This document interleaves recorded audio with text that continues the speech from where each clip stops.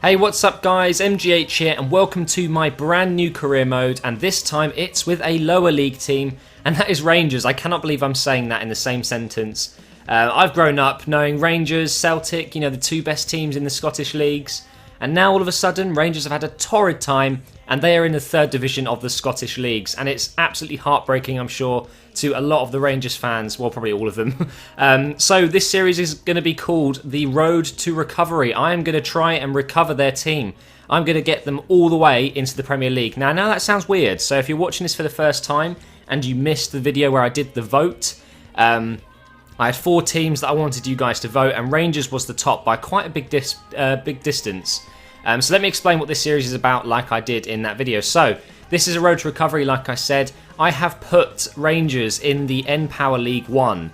Now, some people wanted me to do League 2, but I decided that I'd put them in League 1 because Rangers actually have a decent squad left over, and they're too good for League 2. I'm not going to lie. The team had a lot better players than most of the teams in League 2 did, and the budget as well. So I've put them in League 1. And also, I think I made a mistake with Shrewsbury last time. Although I enjoyed doing Shrewsbury as a career mode, starting in Power League 2 just made the series go on that little bit too much, So I think N-Power League 1 is about right. But anyway, yes, it's custom. So I've put Rangers in with the whole of the other league, of all the other clubs in the league.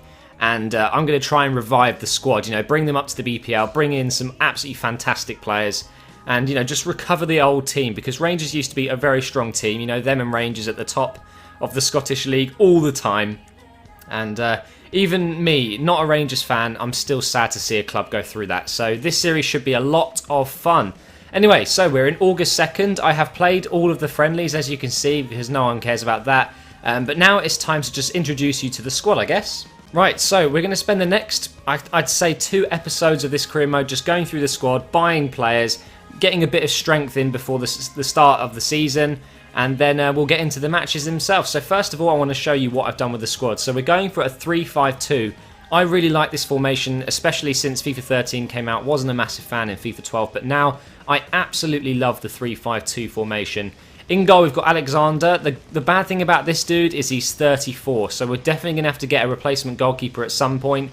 If I go to my reserves, I've got Curry and Gallagher here, who are both a lot younger. Curry actually is 18, so he's got great potential, but I don't want to make the same mistakes as I have done in the past, and that's buying too many young players. I need to be getting a goalkeeper that's relatively older, at least 20 I would say, who is almost at his full potential, on the way, because otherwise I will never get my players to their full potential. So a new goalkeeper is in order, I think. Then as the 3 at the back, we've got Agriu, 4 and Wallace. Now Wallace is technically my best player. If you ignore MGH below me, I'll explain that in a minute. But Wallace, he's 25 years old, he's 74 overall, he has a potential of a minimum of 80, so this guy is definitely someone that I need to hang on to. Plays as left back and a left midfielder if you want him to, high defensive work rate. So this guy's an absolute beast, just look at his stats. 4 is a French guy, I believe I'm saying his name right. He is only 21, his potential's around the 75 mark. So I probably will bring in another defender anyway. I'm not sure I like his stats too much. His agility, his balance, his movements in general just really bad.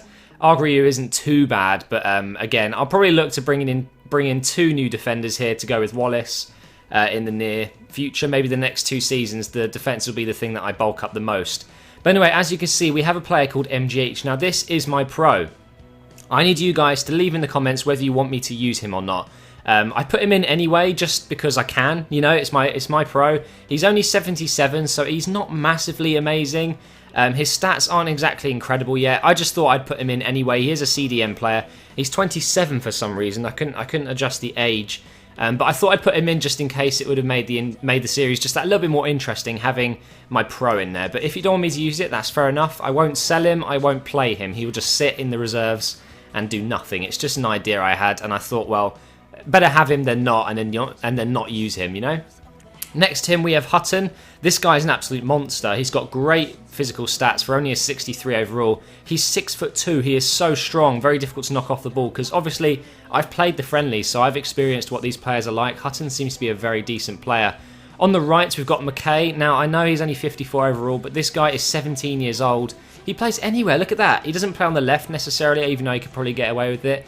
but his potential is one of the highest in the squad, so I definitely wanted to get him on the pitch nice and early on in his career. 17 years old, honestly. Then on the left we have McLeod. I'm not sure how good he is. I haven't actually played him in the friendlies, but I have noticed that his potential is also relatively high. But I think a left midfielder will be a high priority for me because he's not exactly amazing, is he? In the middle we've got Shields. He's 27 years old. Normally I'd be like, oh, he's getting old, but I must remember I'm going to break out of that habit. I'm going to use players all the way till they're like 34, and it won't bother me anymore. I'm going to try and make sure I'm buying decent players with good overall. He is 70 overall, and he's got really nice stats everywhere, so I'd be mad not to use him just because he's 27. 3-star skills, 3-star weak foot as well. He's got the flair trait. Very decent player. Then up front, we've got Francisco Sandaza. I think that's how you say his name, from Spain. Only 3-star skill moves and 2-star weak foot, but he's 27 as well. He is technically the best striker, except from Templeton. I'll get to him in a second. But I'm probably going to look and bring in a nice young striker who will just blossom. Maybe Pearson or someone like that. That'd be amazing. Remember what Pearson was like for me in Shrewsbury? Yeah, maybe we'll get him. But then we've got the star of the squad here, and that is David Templeton. This guy is an absolute monster. 4-star skills, 4-star weak foot. He's got a high attack work rate and low defensive work rate. Absolutely perfect for a striker. He plays on the left, the right, in the middle, whatever you need him to do. And he's 23, so that is like the prime age of his potential. As soon as he hits about 26, 27 years old, he will be at his full potential, which I'm hoping will be at least 80. Flair trait as well, 92 sprint speed. He's lacking a little bit of strength, but we've got Sandaza there who can be the slightly stronger one of the attackers, but look at the agility and acceleration as well. So Templeton is definitely someone I'll be using a lot in this career mode. I'll probably find a new striker to go with him, a new left midfielder, or just someone in midfield who can play everywhere, middle, right, left, whatever, and 2 new defenders and a keeper. I think that's what I'm going to be going for first. On the bench we've got Perry, we've got Crybaby, Crybaby, get it? Witworski, Crawford, Black, Little, and Hemmings. And then on the reserves we've got all the rest of the not so good players. We've got another striker here called Kyle, but he's injury prone and 31 years old, so probably not too good. I doubt I'll be using him, that's for sure. So yeah, that is the squad, and we're now going to look at some of the players that I want to bring into the team. Okay, so I've gone inside the free agents tab in the buy player selection, and I found some absolutely great free agent players here. So we're going to go through them one by one. Here we've got a centre-back called Kim Ki-hee. That's an absolutely fantastic name. I love that. He is a defender. He's 23 and 62 overall. Seems to have pretty decent physical stats. You know, he's strong. Well, strong-ish. He's got good stamina, decent sprint speed as well, 69 there, and 71 acceleration as well. He can play as a central defensive midfielder as well, so, you know, maybe I'll look at bringing him in. He looks like he's going to be a decent player. Then we've got, oh, I wish it wouldn't lag, we've got Samir Balan here. He's 24 years old and 67 overall, so if you guys don't want me to use MGH, I guess I could put Balan there, but look at these stats. He's just like, he's kind of like a mini Kabai, good at everything. He plays on the left mid as well, and as you guys know, I do need more players who can play on the left if needed, so there's Balan. We then have Pedro Azog, 17-year-old and 63 overall already, so this guy I'm sure will get to at least the 80 mark as well, so I should sign in while I can. He is a centre midfielder, and again, really nice stats all over the place. He can make tackles as well, so I'd probably play him in the middle. He is from Bolivia. He can play on the right as well, so his value is 325k. I'd only have to pay his wages, which is brilliant.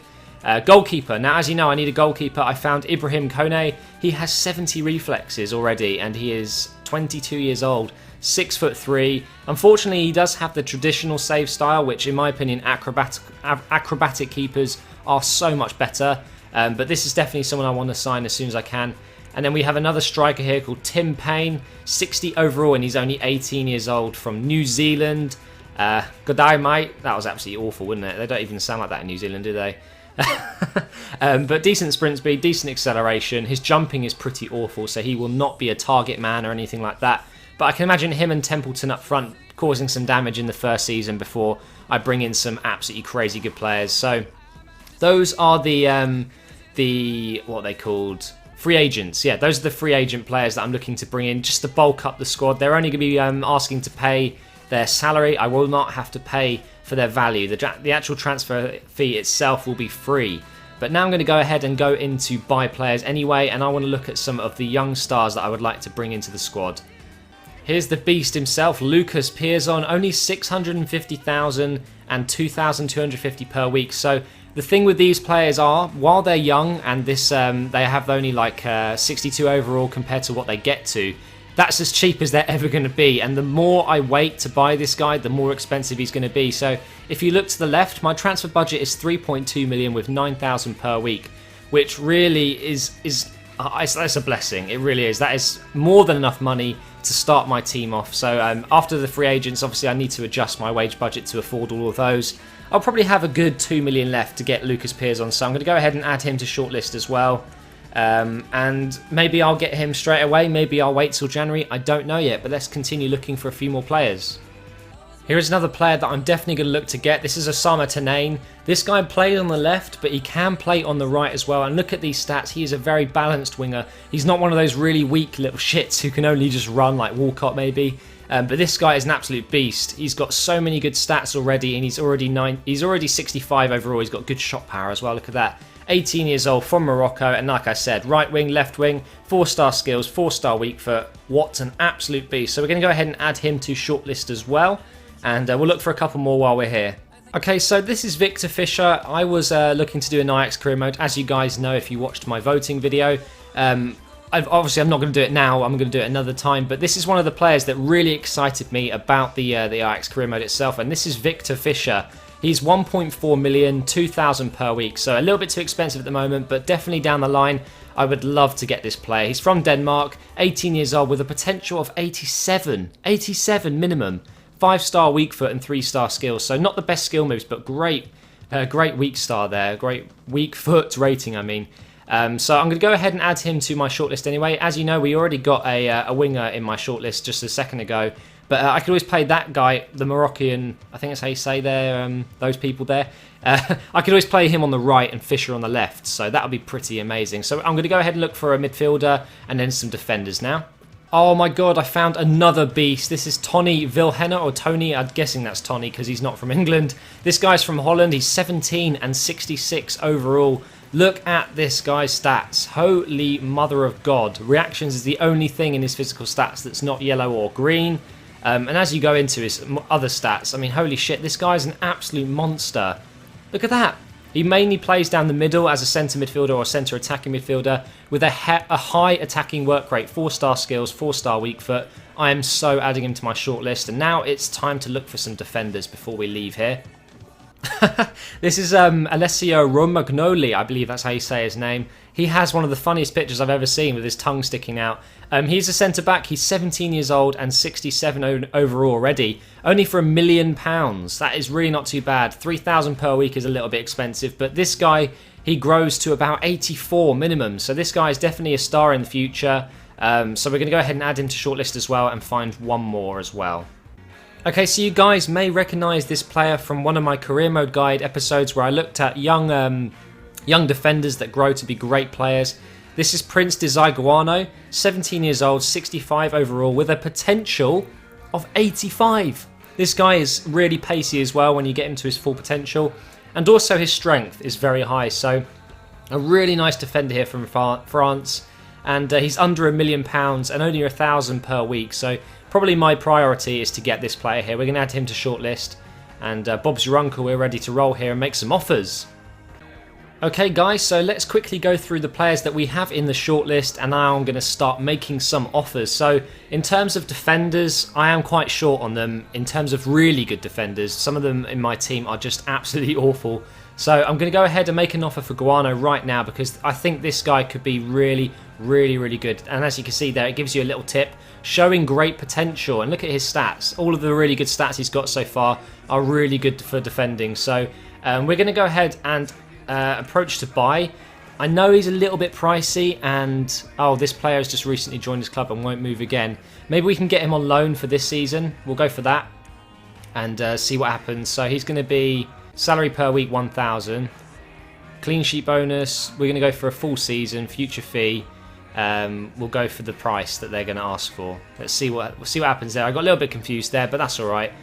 So we've made an offer for a defender now. Now I'm going to go ahead and buy Kim Hee, or Kim Ki Hee. because he looks like he could be a decent defender just to have on the bench if anything. So we'll go to approach to sign. I'm sure I'm going to get these players. Now with the free agents, they're desperate to find a new club, so I'm actually going to only offer him 1,000 per week. And if he says no, then obviously we will go ahead and make an improved offer. But we'll sign him for 4 years. Important first team player. And submit that. So that's 2 defenders we've made offers for already. Trying to bulk it up. Next is the goalkeeper. I think that's really important. We're going to go for Payne. Seems like a decent keeper for now. We'll go ahead and approach to sign right now. Again, we're going to offer 1,000, 4 weeks. A crucial first team player because I'm going to put him in the squad straight away. Because my keeper I want to sell straight away. He's taking a lot of my wages. I think it's Alexander. And he's not very good, to be honest. Now, more people to make bids for. I think we'll go... Luca Spears already on loan, so I can't go for him. I think we'll go with Tim Payne. He's going to show great potential, I'm sure. So we'll go ahead and make him an offer as well. We'll go for 850. Let's go for that. We'll go for important first team player. I'm sure these guys will actually accept these, you know, even if it's half price, because they just want to join a club. It's simple as that. I'm actually going to go for Tenane as well, I believe. Or do I go for Fischer? I think I want to buy Tenane. Maybe I can loan Fischer until I can afford him. So I'll go ahead and approach to buy this player here. Oh, he's just joined as well. That's a little bit unlucky. We'll go ahead and... Oops, I didn't mean to do that. We'll go ahead and loan as well. We'll go for a full season, future fee. We'll go for 825 like they say. Not too expensive, 1,750 a week. I can afford that. Maybe we'll go for Fischer as well, try and loan him. Let's just see if they will let me. Maybe I won't have enough money, but then again, I'm not spending any money on transfers, so I can always draw my budget down. So we'll go for a full season, and we will offer the 1.4 million at the end of the season like that. He's a sporadic first team player, there you go. I think we're going to go for Balan as well, the midfielder, just to keep me going. I think that's important we get these 2 players here as well. So Balan, we'll offer him. We won't go for what he wants. Offered wage, 3,000, my arse. We'll go for 1,500, like that. And then we'll make one more offer for Azog as well, the young star that I think he will do really well. We'll leave Vilhena, I think that is, until January maybe, because I don't need all of these players. We'll go ahead and approach him as well. We'll offer him 710. A little bit random. We'll go ahead with 710. So that's going to round up the episode, guys. You're going to have to wait till the next one to see what happens with all of these players we've made offers for. And I will see you then.